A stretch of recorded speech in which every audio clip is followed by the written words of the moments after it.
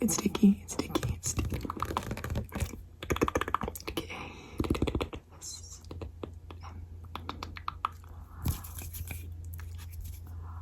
Alright, and welcome back to the channel. So, I literally just woke up, didn't even take out my hair, nothing. And I was like, I really want chocolate chip cookies right now. And I've been meaning to film another baking video where I make these cookies. And I just woke up with this intense craving for them. So, today's the day, ladies and gentlemen. We're going to be doing a baking video, and I'm going to be showing you guys my favorite chocolate chip cookie recipe. That is so gas. You will not find a better one. Actually, maybe you will, but these are like my staple. I love them, and every time I'm going to a friend's house, where I need to bring something, I'm always making these for them.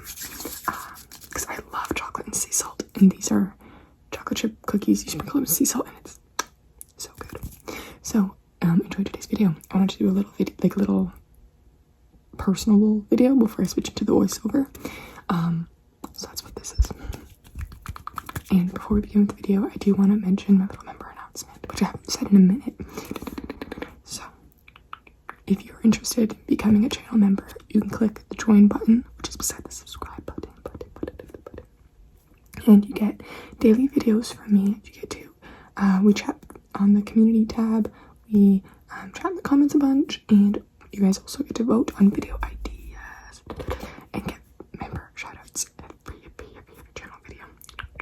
So let's give my lovely members their shout out for today. We have lovely middles. We have Christian.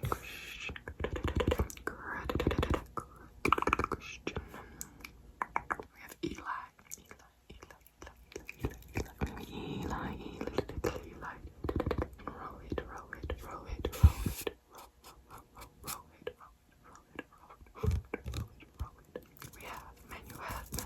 Manuel.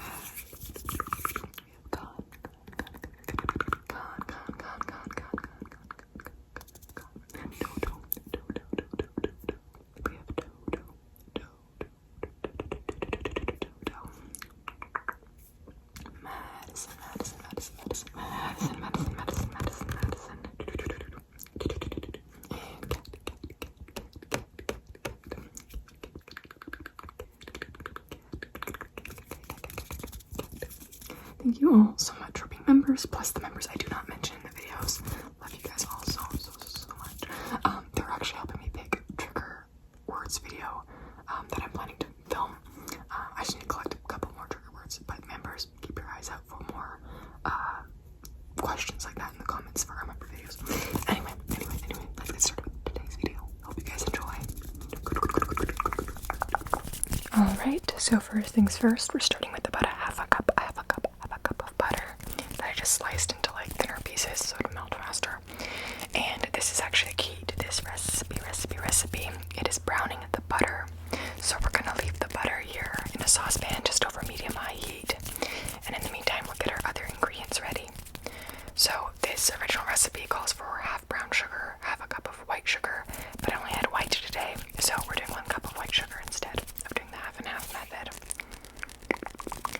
And then we're going to take half a teaspoon of baking powder. I never use baking soda, even if the recipe calls for it. I just don't like the taste of baking soda.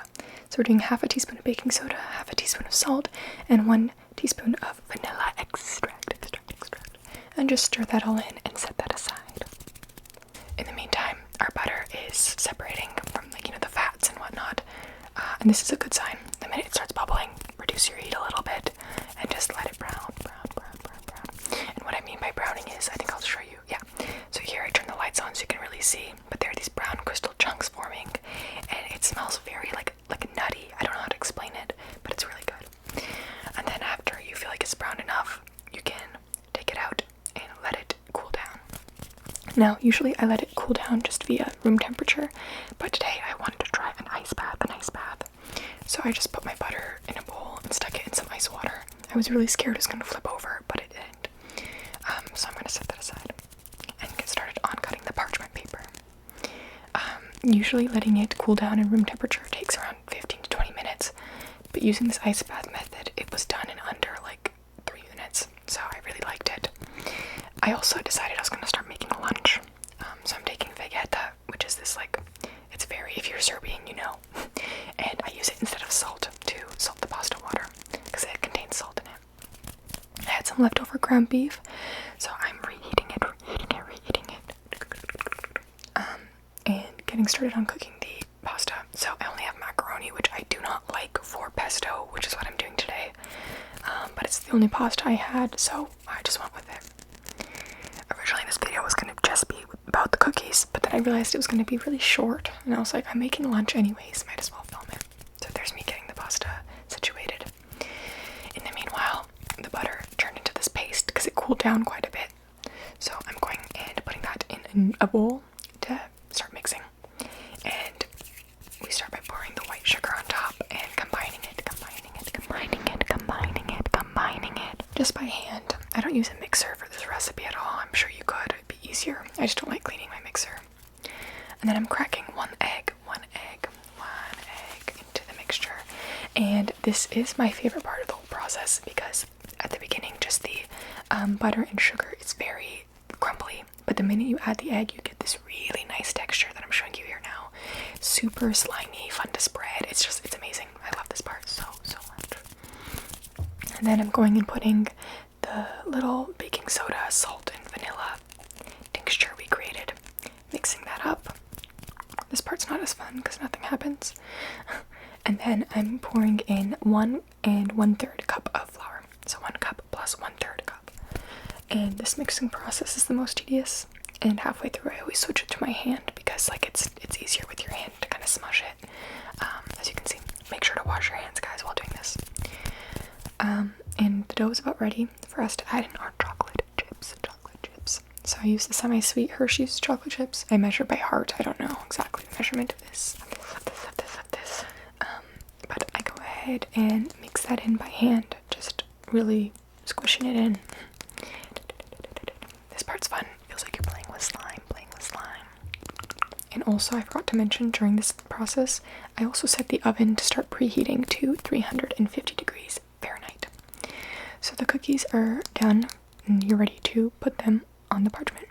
You can also chill the dough for a bit if you'd like, but I want to take the cookies right away.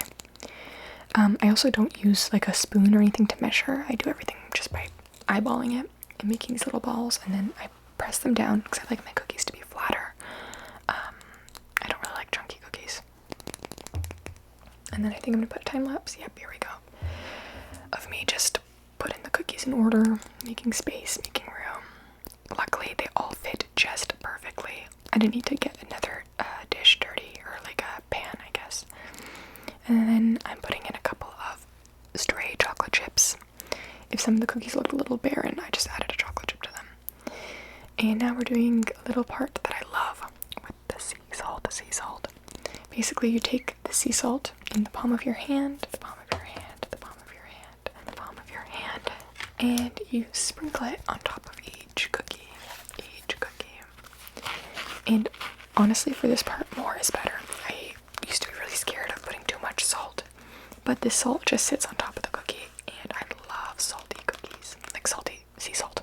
If the dough is salty, that's not good. And then I'm just putting it into the oven. Again, it's at 350 degrees Fahrenheit, and you leave it for around 10 to 12 minutes. I usually do 11, and then I turn off the oven for the last minute. Now, back to lunch. The meat has been reheated, and it's delicious. So then I also want to make sure the pasta's done. So I do a little test, eat a little bit, it tastes good, so I go ahead and strain the pasta. Now, I'm really lazy, and I don't want to get my pasta strainer dirty, so I figured out if I hold the lid on top of the pan, I can strain it without using a strainer. Little life hack. And then I'm going ahead and adding this pesto, the Italian basil sauce. I love pesto. So I just scoop it in with a spoon and mix until combined. I love the green color. And then I'm going to go ahead and add the ground beef. Honestly, pesto and ground beef may sound sacrilegious to you, but I promise it's good. During all this, my cookies have finished cooking, so I go ahead and remove them from the oven and set them on a sort of like a wooden board to cool. But yeah, they're too hot to eat, so let's cool them down first.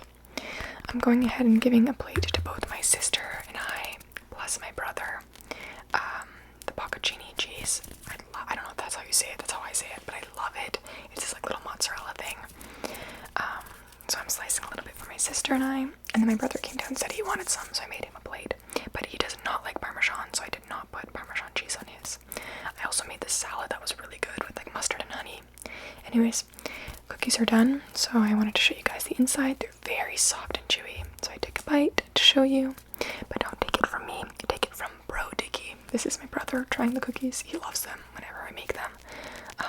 But yeah, so that's all for today's video. I really hope you